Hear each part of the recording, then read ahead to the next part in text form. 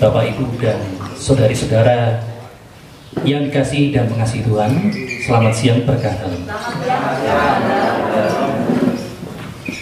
Perkenankan mengawali permenungan saya siang hari ini, saya akan bacakan bacaan dari surat Rasul Paulus pada jemaat di Kolose, bab 3 ayat 12 sampai dengan 15.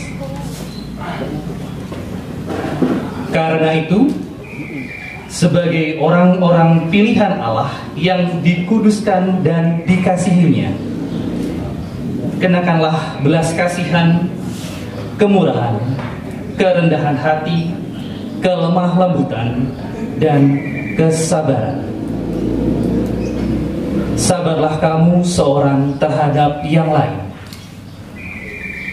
yang apabila seorang menaruh dendam terhadap yang lain, sama seperti Tuhan telah mengampuni kamu, perbuat jugalah demikian. Dan di atas semua kasih sebagai pengikat yang mempersatukan dan menyempurnakan. Hendaklah damai sejahtera Kristus memerintah dalam hatimu, karena untuk itulah kamu telah dipanggil menjadi satu tubuh. Dan bersyukurlah. Demikianlah sabda Tuhan. Romo, suster, Bapak, Ibu, saudari-saudara yang dikasihi dan mengasihi Tuhan, apa yang coba Tuhan inginkan dari bacaan ini melalui Santo Paulus? Saya melihat ada 3 hal yang ini adalah ciri atau gaya hidup seorang Kristiani, seorang Katolik. Yang pertama adalah kesabaran dan memaafkan. Yang kedua, kenakan kasih. Yang ketiga, bersyukur. Hal yang paling mudah dikatakan tetapi sulit dilakukan adalah kesabaran dan memaafkan.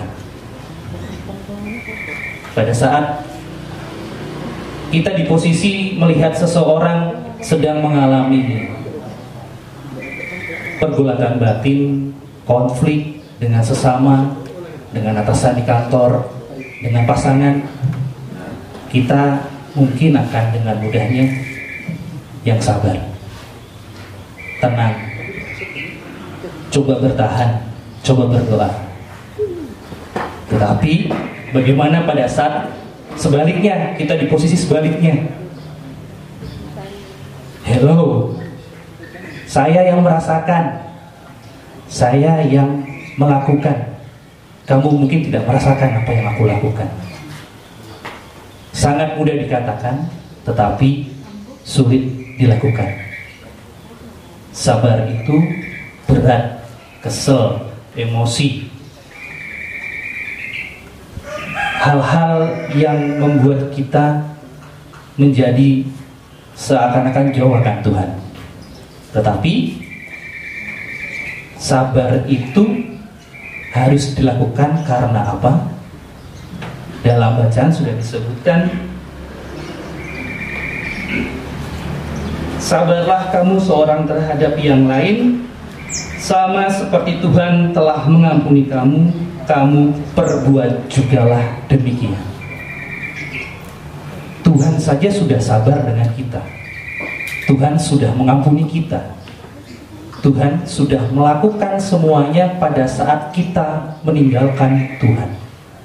Tetapi Tuhan masih sabar, masih mau mengampuni kita. Kita harus ubah mindset kita. Kita sering bilang sabar itu ada batasnya. Kita harus ubah itu, bahwa sabar tidak berbatas. Kalau sabar masih ada batasnya, bukan sabar, tetapi menahan emosi. Itu yang pertama, kesabaran dan memaafkan. Yang kedua adalah kenakanlah kasih. menjadi satu permenungan favorit saya akhir-akhir ini, atau lagu favorit saya akhir-akhir ini adalah lagu Kasih dari Bapak Putut. Ada satu ayatnya sebelum referen yang menarik buat saya. Andai imanku mampu pindahkan gunung, namun tak punya cinta kasih, ku tiada berguna. Andai imanku bisa memindahkan gunung. Tuhan Yesus sendiri pernah bersabda, andai kau punya iman sekecil biji sesawi, engkau berkata kepada pohon itu untuk pindah, maka pohon itu akan pindah. Tetapi iman saja tidak cukup, Bapak dan Ibu, kalau tidak ada cinta kasih. Iman saja yang menurut Tuhan itu bisa mengalahkan atau bisa melakukan apa saja, tetapi jika tidak ada cinta kasih di dalamnya, maka sama saja. Karena di ayat ditulis, kenakanlah kasih sebagai pengikat yang mempersatukan dan menyempurnakan. Bahkan di permenungan sebelum saya pun menjadi bahasan atau menjadi permenungan favorit bahwa kasih adalah yang utama, dan kita semua setuju itu. Kenakanlah kasih berarti di atas segalanya kasihlah yang utama. Yang ketiga, sebagai ciri orang Kristiani tadi sudah ada sabar dan memaafkan. Kenakan kasih yang ketiga adalah bersyukur. Karena ini menarik perhatian saya, satu kata ini ada di ayat 15, itu terlepas.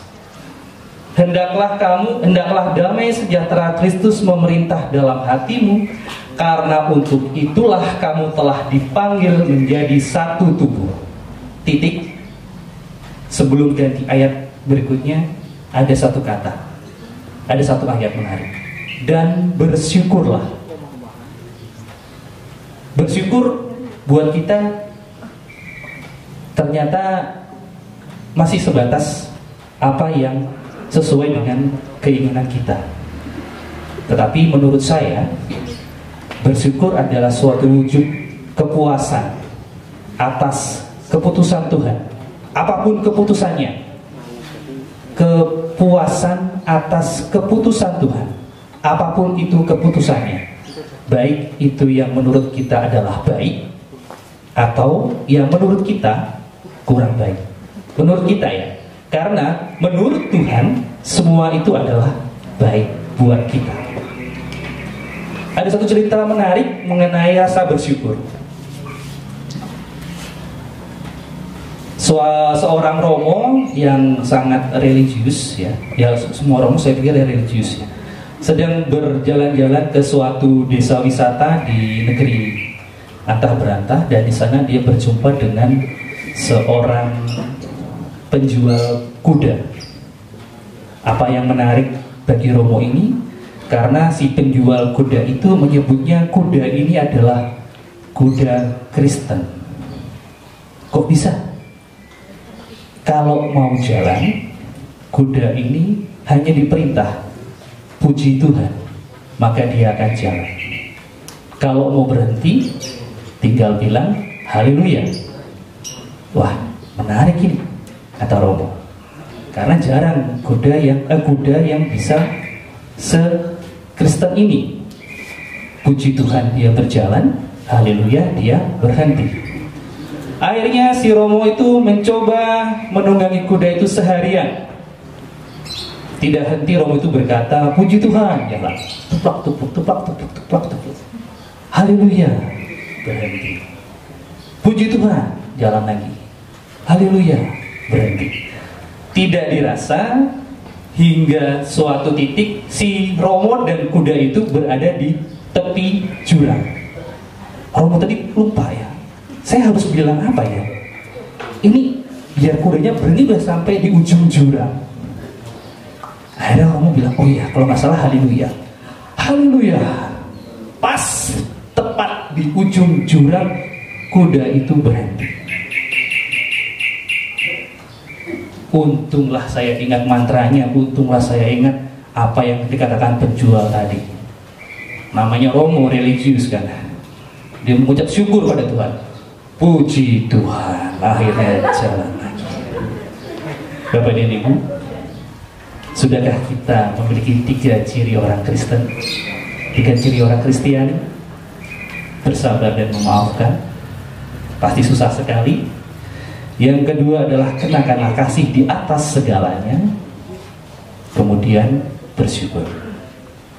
Semuanya itu berat karena Tuhan Yesus pernah berkata bahwa barang siapa yang hendak mengikuti aku harus menyangkal diri dan memikul salibnya. Dan ini berat. Tapi berat jika ditambahkan K di dalam tengah-tengah kata berat, yaitu Kristus dan kasih, maka itu akan menjadi berkat. Terima kasih. Saya Alberto dari lingkungan SPMBG Berkat Dalam.